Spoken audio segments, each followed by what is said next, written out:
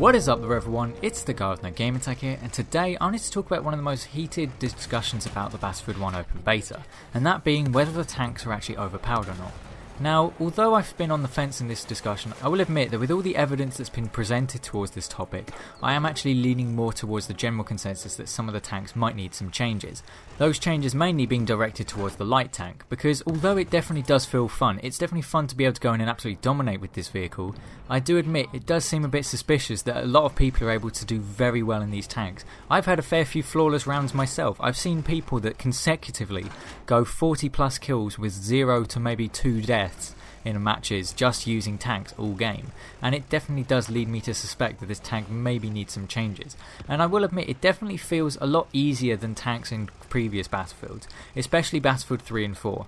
Now in Battlefield 3 it definitely felt like a good tank driver could absolutely sway the tide of a battle. If you had an amazing tank driver, then you could absolutely dominate the other team. In Battlefield 4 the skill gap was definitely a little bit less because of all the weird lock-on weapons and the way that you could have shells which you could fire and it would track the target. It made it a little bit less skillful, but there was definitely still a gap between the tank drivers who were very good and those who were maybe amateurs. You could always tell generally by the way they positioned their tank, when they would deploy their active protection and other measures like that. You could then tell who was and who wasn't a good tank driver. Whereas in Battlefield 1 it definitely does feel quite easy to use. It feels very easy to be able to dominate the enemy team even with the light tank, and that's simply because you have a lot of killing power and it's the most mobile tank. I think the reason the light tank may be bordering on overpowered is because it has the best attributes. It has very powerful weapons which are good at taking out tanks and infantry alike. You also have the highest mobility of all the tanks, you can turn quickest, move quickest, and you also pose the smallest target, which means that infantry soldiers are much less likely to hit you or target you because you're the smallest target. You are the hardest to hit, so you're almost certainly going to be able to go unnoticed and undamaged because of that. Now this does lead to the question, are the tanks in general overpowered? Now I would say personally the land ship is the tank that I think needs no changing at all. It isn't overpowered and it definitely requires a good amount of teamwork for the tank to do really well. If you have gunners on both sides and you're the driver, the tank will do really well. If they're competent and they know what they're doing, the land ship can be an amazing tool for your team. But it does require that teamwork. If you're not working together or you don't have the gunners, the land ship can be very easily destroyed because it's a much bigger target. The heavy tank is one that I'm a bit on the fence with, because as the driver it is amazing. You can get access to the main cannon and the canister shell, which are very useful weapons. They can take on infantry and tanks easily. You have a lot more health than some of the other tanks, but you are also a bigger target. However, I found it so easy to just dominate with this tank sometimes, because also when you get teammates spawn on you and they start gunning, it gives you a bit more protection. But just generally the standard weapons of the tank are extremely powerful.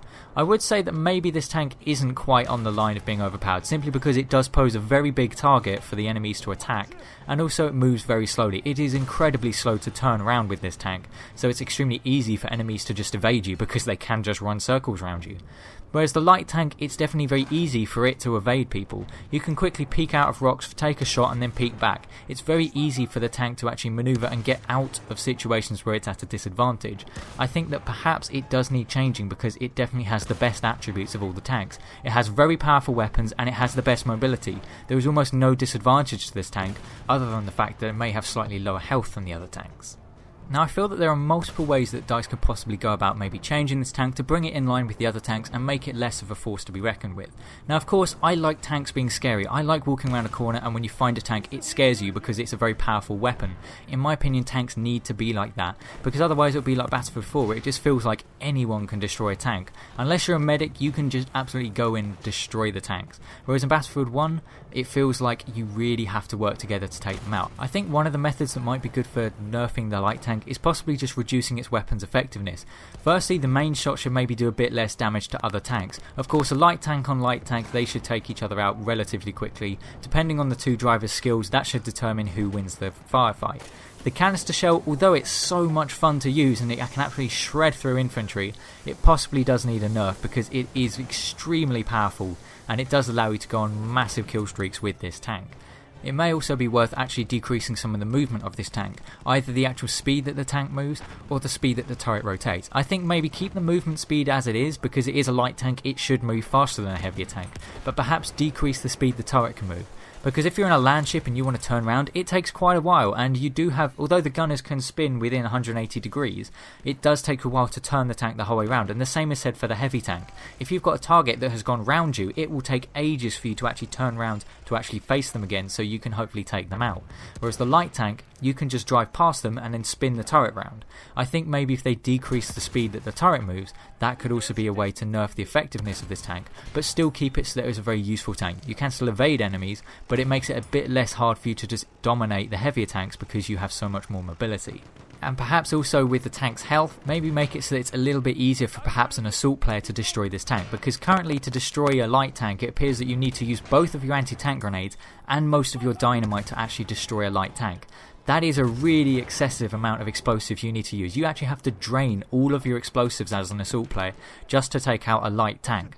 Maybe they should make it so that assault players and just general infantry can do more damage against this tank, because then it becomes less powerful. It feels almost at the moment that heavy tanks don't take much more to kill than a light tank, so I think that maybe the light tank should be nerfed a little bit in terms of its health, because it doesn't seem right that a much lighter tank should have the same amount of armor as a heavier tank. The heavier tanks should be more armored because they're a larger target, hence they move slower, and that's how the balance comes into it. But at the same time, I don't want this to end up in tanks being nerfed into oblivion. There is one thing that I think a lot of people maybe haven't taken into account, and that's the fact that we haven't as yet adjusted to the modular destruction.